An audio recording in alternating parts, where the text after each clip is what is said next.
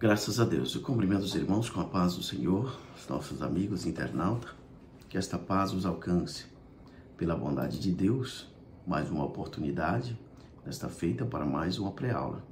Estaremos aprendendo neste próximo domingo, dia 12 de janeiro de 2025, a lição de número 2, que tem por título Doutrina sobre Deus. Quero louvar a Deus pela vida do nosso pastor presidente, pela vida dos nossos comentaristas, nossos irmãos da leitura diária e a cada professor que estará lecionando esta preciosa lição. O textual desta lição: Deus é o nosso refúgio e fortaleza, socorro bem presente na angústia. Que maravilha, irmãos! O Deus que nos criou conhece as nossas necessidades e ansiedades.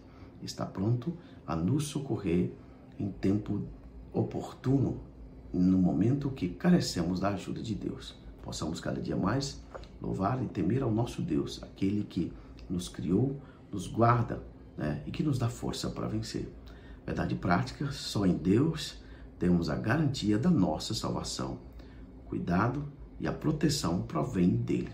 Que maravilha, irmãos! Nosso Deus nos amou de tal maneira que deu seu Filho amado para morrer por nós, nos redimindo de todo o pecado, e nos deu a garantia da nossa salvação, selando-nos com o seu Espírito Santo, que está selado para o dia da redenção. Que promessa maravilhosa é essa que se cumpre em nossas vidas. Leitura bíblica em classe está no Salmo 42, do verso 1 a 11. O objetivo geral é descrever algumas doutrinas acerca de Deus. Objetivos específicos é trazer uma definição da doutrina de Deus. Segundo, destacar os atributos comunicáveis e incomunicáveis. Terceiro, discorrer um pouco a respeito do Deus Trino.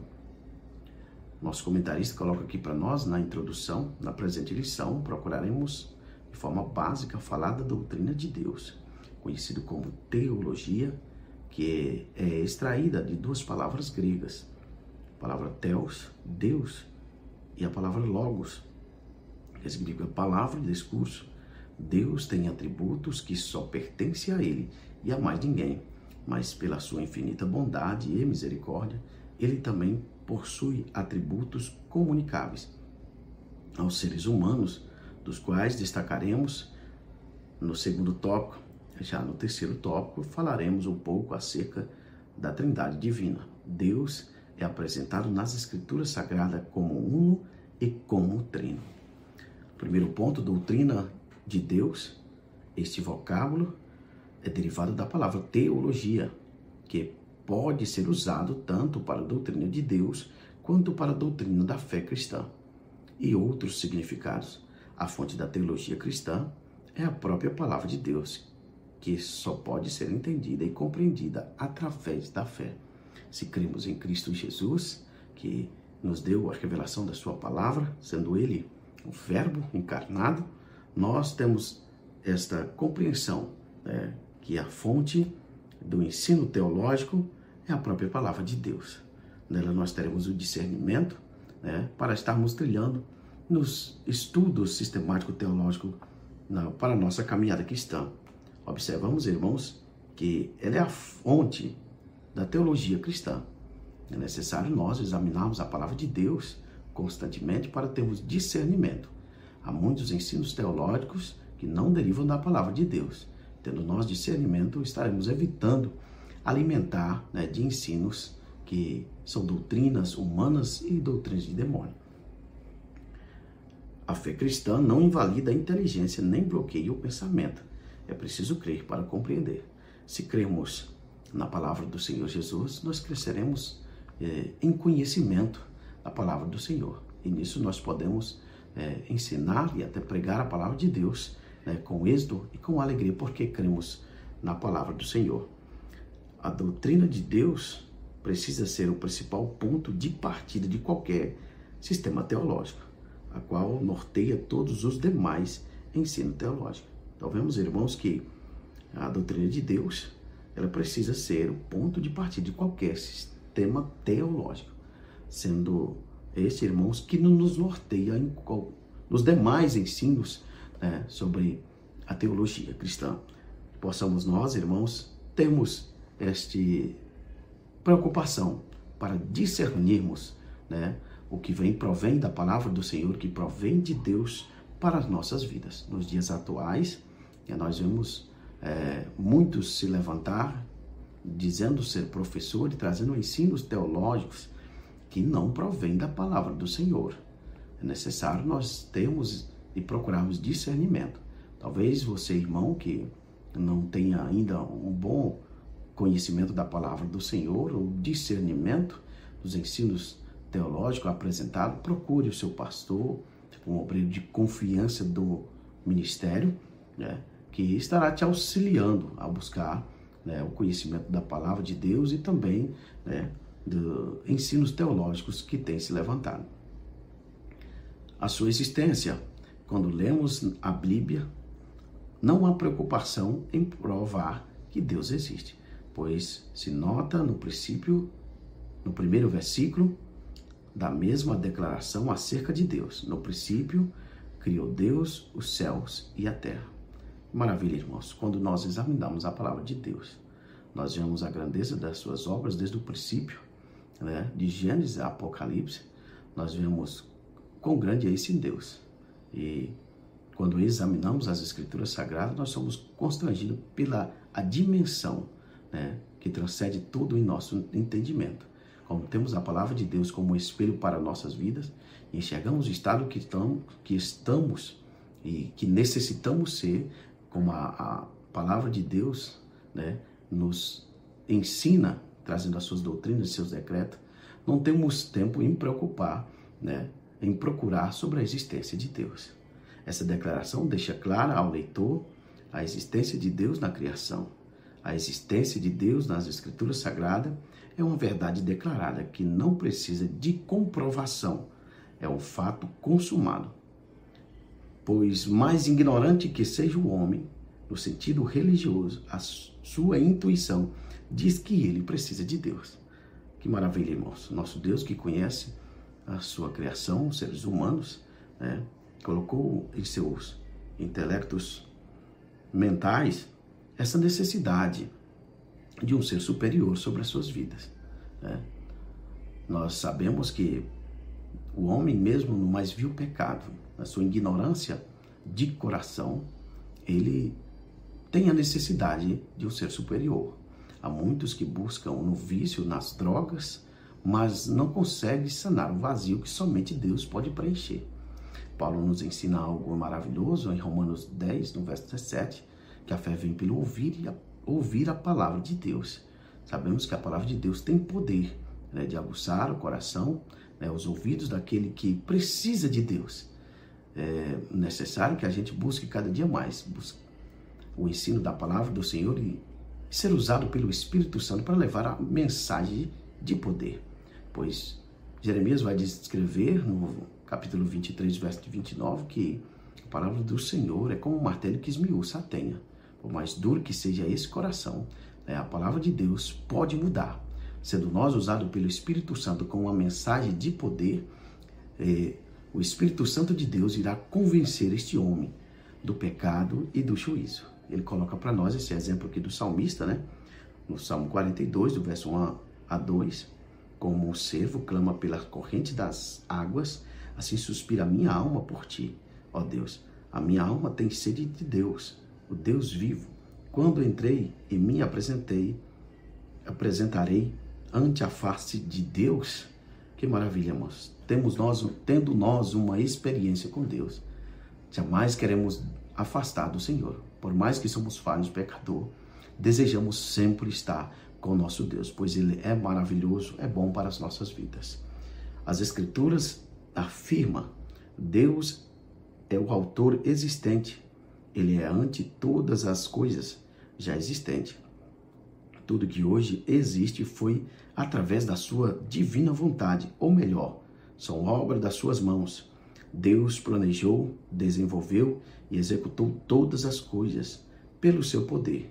Foi Deus quem criou todas as coisas, portanto, somente Ele tem o poder de fazer o que bem lhe apraz com as suas criaturas. E por fim, chegará o momento em que todos os seres humanos terão que comparecer perante ele para prestarem conta das suas obras, seja boa ou seja má. Então vemos, irmãos, que também as Escrituras afirmam que esse Deus é um autor existente, né? Que maravilha, irmãos. Nós temos um autor que está conosco, está em nós, né? E nos ajuda, nos guia nesta caminhada cristã. Possamos nós, irmãos, estarmos cada dia mais aptos para apresentar ao nosso Deus, pois todos nós teremos que comparecer diante dele. O nosso comentarista coloca aqui a referência de Eclesiastes 12:14. Né? Todos nós um dia teremos que apresentar as nossas obras, seja boa ou seja maus. Sendo nós salvos em Cristo Jesus, apresentaremos a ele no tribunal de Cristo, como aprendemos nas lições anteriores. E sendo aquele que vive no caminho do pecado, né, com seus próprios desejos e decisões, este enfrentará o trono branco, o juízo final. Que Deus em Cristo nos abençoe, nos dê graça para sermos fiel a Deus e termos obras dignas de ser apresentado ao Cordeiro de Deus.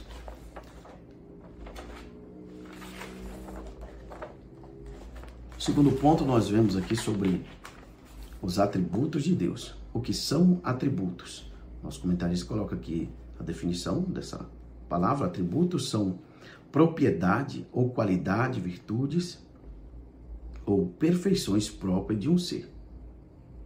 Em um sentido teológico aplicado a Deus, trata de uma referência às suas qualidades essenciais ou características, descrevendo quem verdadeiramente ele é, o que possui e o que faz. É bem verdade que Deus vai além daquilo que os seres humanos possam imaginar. Deus transcende. Por esse motivo, não é possível defini-lo.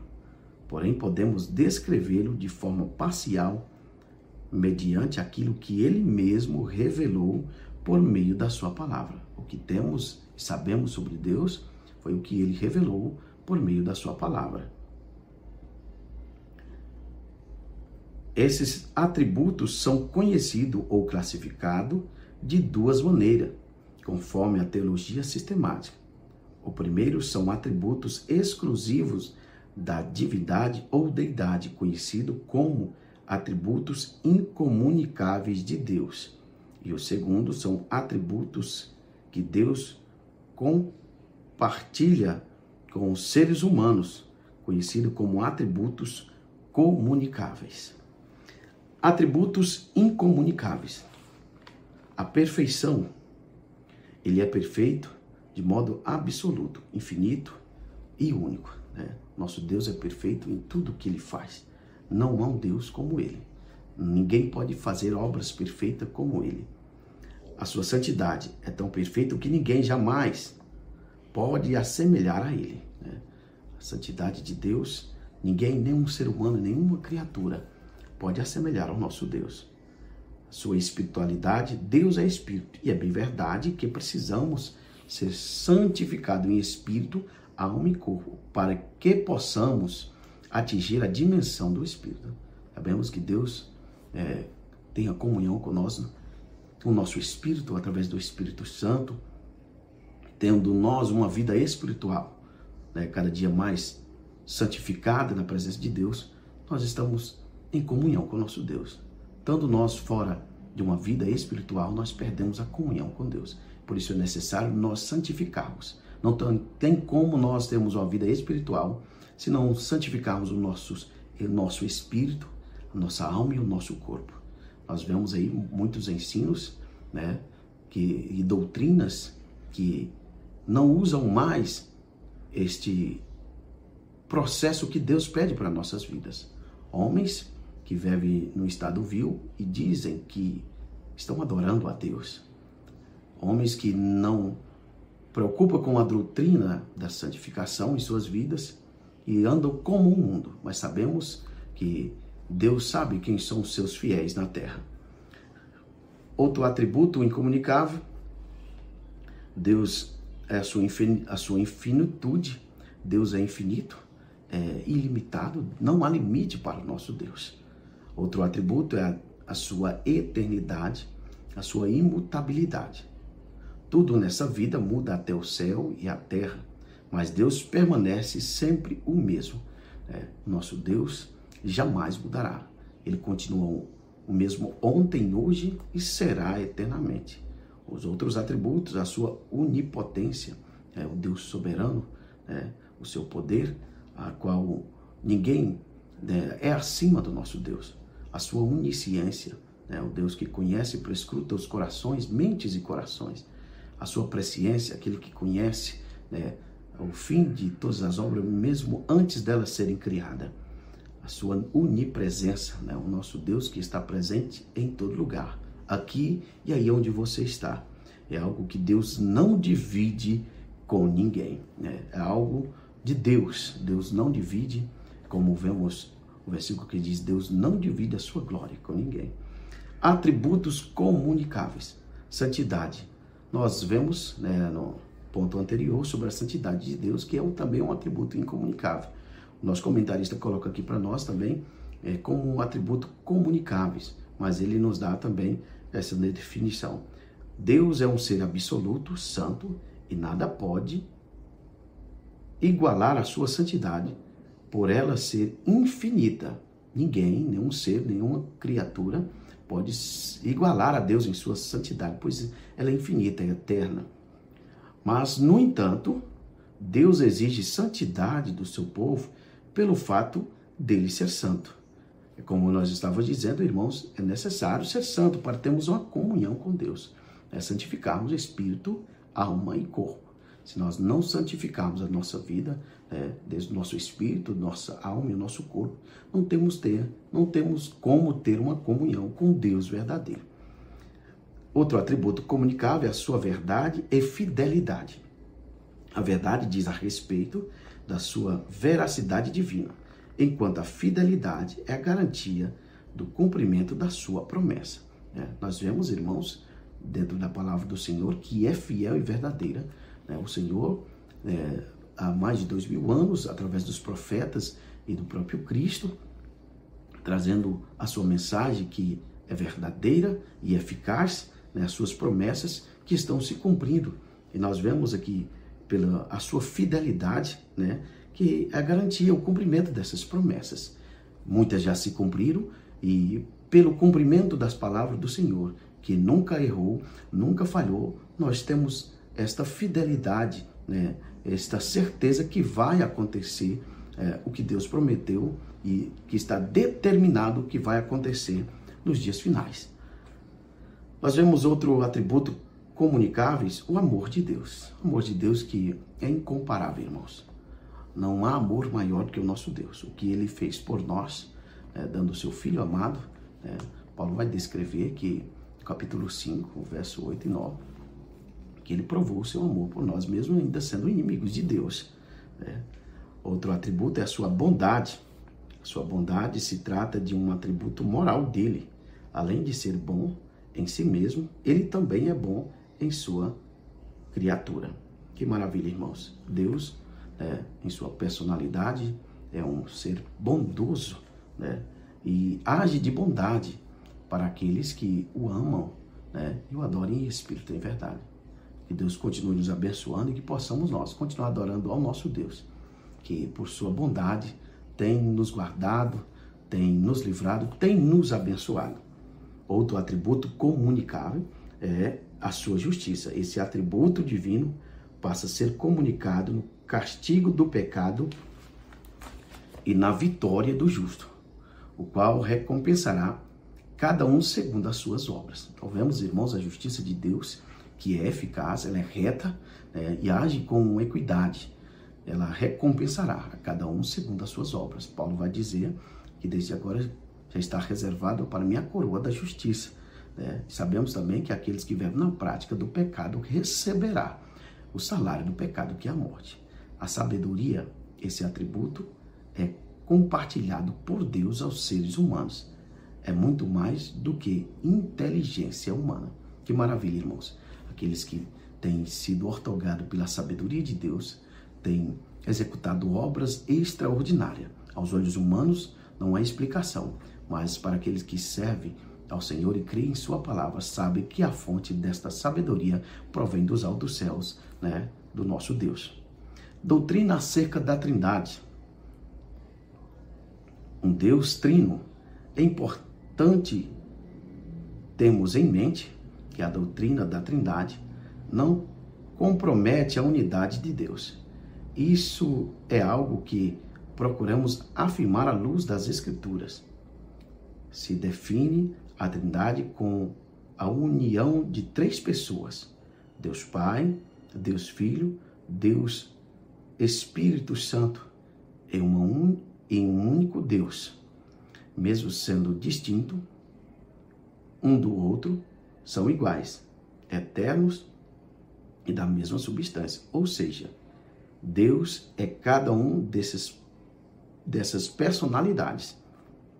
Conforme as Escrituras Sagradas, há um só Deus, afirmando que Ele é um só.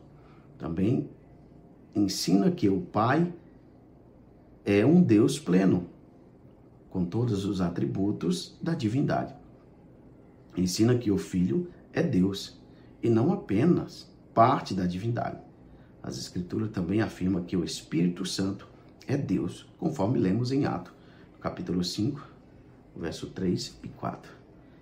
Nós vemos aqui, irmãos, sobre acerca da Trindade, onde nós aprendemos e vemos a manifestação desses três personagens em um só Deus, que é um Deus uno e trino. Visão histórica da Trindade. Temos o termo Trindade não aparece na Bíblia Sagrada. Foi formulado mais tarde pelos pais da igreja. O fato desse termo Trindade só ter aparecido depois do fechamento do cânon sagrado não quer dizer que a doutrina da Trindade não é verdadeira, ou não seja bíblica. Conforme os estudos teológicos, essa palavra foi atribuída à divindade no final do segundo século por um homem chamado Tertuliano de Cartago, quando escrevia contra o unicismo. Todos são de um, por uma unidade de substância, embora ainda esteja oculto o mistério da dispensação que distribui a unidade da Trindade, colocando em sua ordem os três Pai, Filho e Espírito Santo. Três, contudo, não em essência, mas em graus. Não em substância, mas em forma. Não em poder, mas em aparência, pois eles são de uma só substância, de uma só essência e de um só poder, já que de um só Deus, que esses graus e formas e aspectos são reconhecidos como nome Pai, Filho e Espírito Santo. Então vemos, irmãos, esta palavra nós não encontraremos ela na Bíblia, a palavra Trindade, mas foi aplicada por este homem, Tertuliano de Cartago, um dos pais da igreja, no templo patrístico, onde atribuiu-se a esses três personagens, ao nosso Deus Pai, Deus Filho e Deus Espírito Santo, para melhor didática e compreensão da manifestação do nosso Deus na palavra do Senhor, como vemos em alguns exemplos na palavra do Senhor. O comentarista coloca aqui para nós, no ponto 3, 3 e 3, visão bíblica da Trindade, e nós vemos alguns exemplos onde manifestou-se a Trindade na palavra do Senhor. Nós vemos desde de Gênesis, quando nós vemos o nosso Deus dizer: façamos o homem conforme a nossa imagem e semelhança, Ele fala da pluralidade desses personagens que formam o nosso Deus, Deus uno e trino. Ele coloca aqui para nós a palavra de Deus, não nos deixa dúvida acerca das três pessoas da Trindade. As três pessoas são distintas. Quando Jesus foi batizado por João Batista, o Espírito Santo veio sobre ele, e Deus, o Pai, falou desde o céu, como está escrito em Mateus. Nós vemos, irmãos, ali, o Deus Pai falou desde o alto céu: este é meu filho, a quem tem comprazido, o que tem prazer. O nosso Senhor, Salvador Jesus Cristo, estava sendo batizado por João, desceu o Espírito Santo sobre ele em forma de uma alguma pomba, né? Nós vemos a manifestação aqui nos evangelhos, né, dessa trindade, onde nós vemos as 3 pessoas da trindade se manifestando na obra do evangelho do nosso Senhor e Salvador Jesus Cristo. Nós vemos aqui, irmãos, a conclusão. Ao falar do Criador, é importante ter em mente a trindade, as 3 pessoas agem em conjunto em todo o desenvolvimento da criação. Então, todo o tempo, né, desde o princípio, nós vemos aqui essas 3 pessoas que formam a trindade, né, eles sempre agiram em conjunto. É importante lembrar que servimos a um único Deus que subsiste em 3. Deus é apresentado como único. Essa unidade é, na verdade, uma trindade. A doutrina da trindade é uma verdade bíblica. Outro ponto importante é a visão do profeta Isaías, capítulo 6, verso 8. Fica, portanto, claríssimo a realidade da trindade nesse texto, quando fazemos uma conexão com Gênesis 3:22. Entendemos claramente a realidade e a pluralidade presente na unidade divina. Que maravilha, irmãos. Chegamos ao final de mais esta lição maravilhosa, onde nós aprendemos temas importantes sobre a teologia, né, sobre a doutrina de Deus, os seus atributos comunicáveis e incomunicáveis, e sobre a trindade, né, divina. Nós compreendemos, né, sobre esses 3 personagens, Deus Pai, Deus Filho e Deus Espírito Santo. A pluralidade que se manifestou, né, no meio da criação, por meio da sua palavra, nós compreendemos, né, um Deus uno e trino, que está nos céus, né, e também está conosco, pois sempre está trabalhando em conjunto. O Espírito Santo de Deus está em nós, Deus Pai, Deus Filho, Deus Espírito Santo,